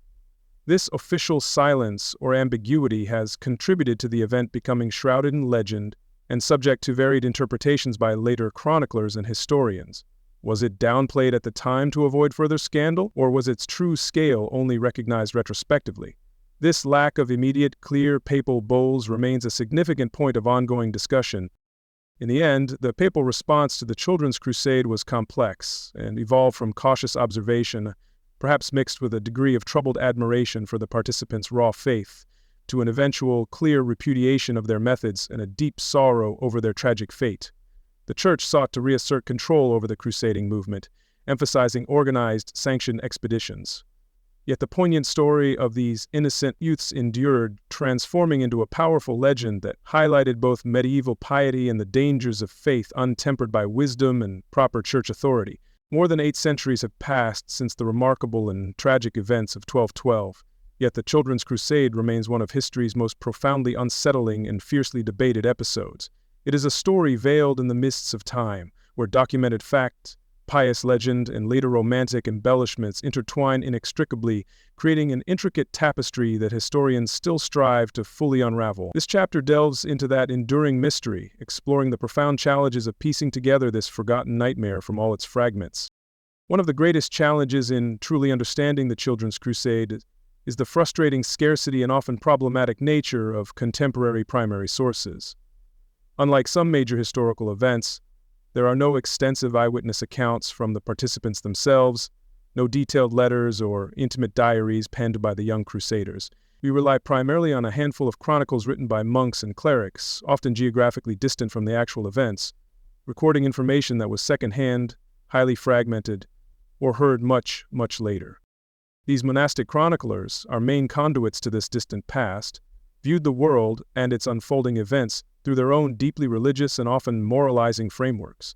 Their accounts were not objective news reports, as we might expect today, but frequently served didactic purposes, to illustrate divine will, warn against sin, or praise exemplary piety. Consequently, their descriptions of the Children's Crusade can be heavily colored by their theological interpretations, their desire to find some meaning in the tragedy, or even their biases against certain popular religious movements. As we've touched upon earlier in our exploration, the very definition of the participants remains an absolutely central point of historical debate, largely hinging on the nuanced interpretation of the Latin word pueri. Was it an army of literal small children, as popular imagination often pictures, or did pueri predominantly refer to a broader demographic of young people, adolescents, landless peasants, the rural poor, and those of lower social status? Most modern scholars now lean towards this latter, complex interpretation. Another significant area of enduring historical contention is the sheer, almost unbelievable number of participants reportedly involved in these movements. Some medieval chronicles speak of tens upon tens of thousands, with figures as high as 30,000, or even an astonishing 50,000 for each of the German and French groups. Modern historians are generally highly skeptical of such enormous figures, viewing them as likely exaggerations common in medieval texts, intended to emphasize the event's scale or profound impact on the general populace. The enigmatic boy leaders Nicholas of Cologne and Stephen of Cloyes are absolutely central to the dramatic story, yet concrete, verifiable details about their lives, their precise teachings, their true motivations, and even their ultimate tragic fates remain frustratingly elusive and unclear. While their historical existence is generally accepted by most scholars, their biographies are very thin, heavily overlaid with many later legendary accretions. Separating the historical individuals from the powerful myths that quickly grew around them is a complex, truly ongoing task for all scholars. The Children's Crusade narrative is replete with extraordinary claims of divine visions, actual heavenly letters, and astonishing prophecies of spectacular miracles, most notably Nicholas's bold promise that the Mediterranean Sea would part before them. Modern historical inquiry approaches such remarkable claims not as verifiable factual events in themselves, but as profound expressions of the intense religious belief and desperate, fervent hope that characterized the popular movements. The significance lies in the powerful, mobilizing belief in such astounding miracles. Over the many intervening centuries, the story of the Children's Crusade has been retold countless times by various writers and artists, each retelling adding new layers of interpretation, pervasive romanticism, or pointed moralization to the original core. It has inspired numerous poems, epic novels, and dramatic artworks, many of which have taken considerable artistic license with the scarce historical details. Sometimes it has even been erroneously conflated with unrelated though equally haunting legends like that of the Pied Piper of Hamelin, a different tale. While many specific details remain infuriatingly murky, historians can be more confident about certain tragic aspects of the Children's Crusade. For instance, the chilling accounts of unscrupulous merchants in Mediterranean ports cynically exploiting the desperate survivors, offering them passage only to sell them into lifelong slavery, appear to have a stronger, albeit still imperfect and fragmented basis in multiple contemporary chronicles. Other elements, such as the precise number of ships involved or specific miracles, are far harder to substantiate with any real solid evidence. Contemporary historians approach the perplexing Children's Crusade with sophisticated critical methodologies developed over generations of scholarship. They meticulously analyze the precise language and context of primary sources, carefully consider the broader socio-economic and religious milieu of the early 13th century, and diligently cross-reference various accounts to identify common narrative threads or glaring discrepancies. Archaeological evidence being virtually non-existent, rigorous textual analysis is absolutely paramount in these ongoing historical and textual investigations. Despite these dedicated scholarly efforts, many crucial questions remain subjects of ongoing, sometimes heated, academic debate. What was the true, actual scale of these popular movements? What were the precise, winding routes taken, especially through the formidable Alpine passes? How truly aware was Pope Innocent III of the events as they dramatically unfolded, and what was his genuine, immediate, considered reaction? Were Nicholas and Stephen truly naive actors? The limited sources meet definitive answers may forever elude our grasp. Some modern scholars have even radically questioned the traditional framing of the Children's Crusade as a single, unified historical event or even as two clearly defined parallel ones, German and French.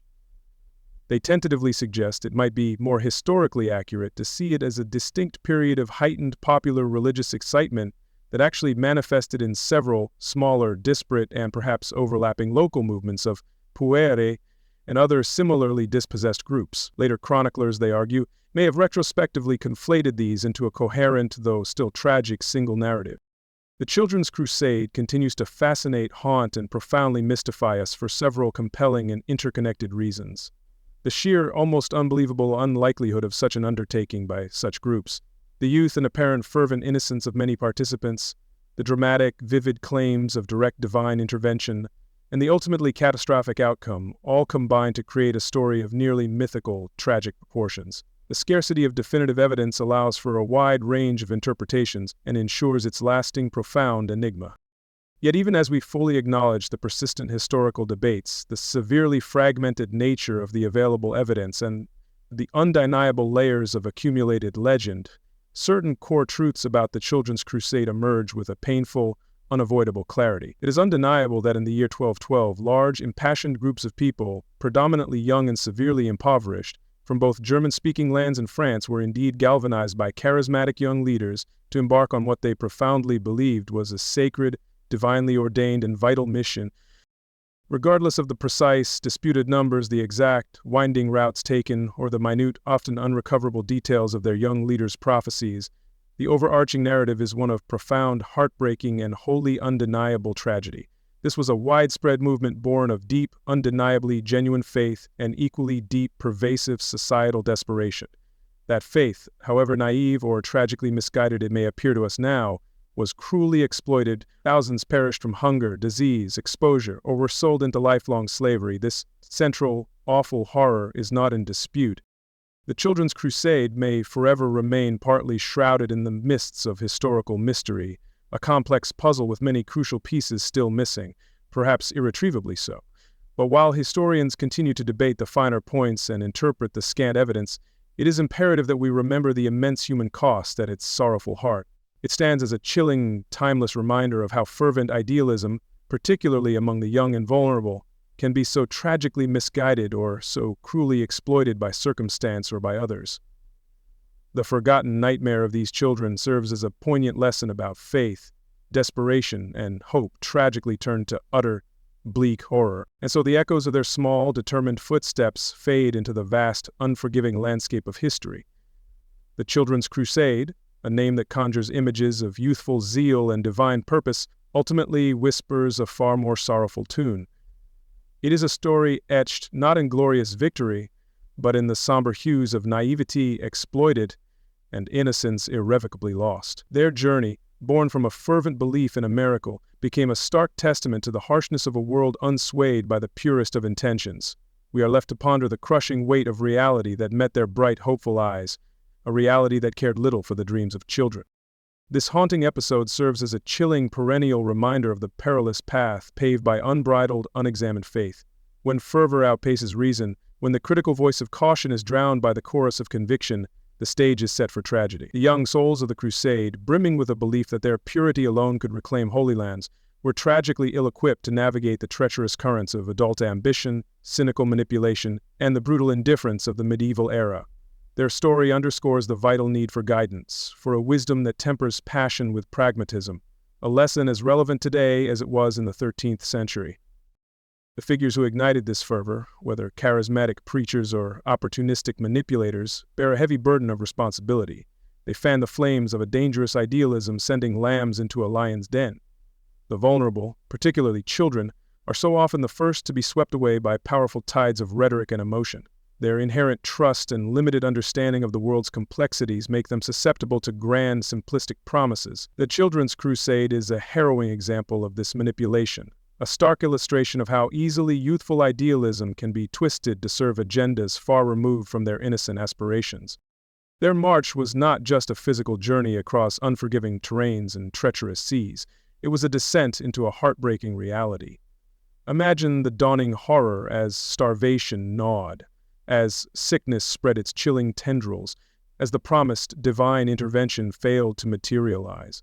The warmth of their initial conviction must have slowly eroded, replaced by the cold dread of abandonment and the bitter taste of betrayal. Instead of reaching a hallowed destination, many found themselves sold into servitude, their dreams of liberation cruelly inverted into a nightmare of bondage, a fate perhaps worse than a swift end on a barren roadside. This forgotten nightmare compels us to reflect on the very nature of hope. Hope is a vital, sustaining force, the light that guides us through darkness. Yet, when untethered from the anchor of reality, it can become a siren's call, luring the unsuspecting towards devastating shores. The children embarked with hearts full of a desperate hope, a belief in a benevolent power that would part seas and conquer enemies. Their tragedy lies in the collision of this pure, unadulterated hope with a world that operated on far more brutal and unforgiving principles. It teaches us the importance of discerning hope, a hope that inspires action but also acknowledges the precipice of delusion. The sheer scale of their suffering, often glossed over in the grand narratives of crusading history, demands our attention. These were not miniature adults, but children, with all the inherent vulnerabilities that implies. They were driven by stories, by promises, perhaps by a desire to escape the harshness of their everyday lives, only to find themselves thrust into an even more terrifying existence. Their individual stories, their name, their fears, and their fleeting joys are largely lost to us, swallowed by the abyss of time. What remains is the collective tragedy, a ghostly procession marching through the annals of history as a profound symbol of lost innocence. The Children's Crusade, therefore, is more than just a curious footnote in medieval chronicles. It is a profound cautionary tale, a somber meditation on the confluence of faith, folly, and the enduring vulnerability of the young. It challenges us to remember, to acknowledge the uncomfortable truths about our past, and to recognize the patterns that, tragically, can repeat themselves in different guises throughout human history. Their innocent march into oblivion should serve as an eternal warning against the seductive allure of simplistic solutions to complex problems, and the profound responsibility we have to protect the vulnerable from the storms of our own making. As we draw the curtains on this sorrowful chapter, let the whispers of their desperate journey linger, not to cultivate despair, but to foster a more thoughtful, compassionate understanding of our world. The line between unwavering faith and dangerous delusion can be terrifyingly thin. The echoes of their tiny marching feet, though centuries silenced, still carry a potent message for us today: to cherish and protect innocence, to question fervently, and to never forget the devastating cost when idealism collides with the unyielding harshness of reality. Their forgotten nightmare is a lesson etched in tears, a solemn reminder for all time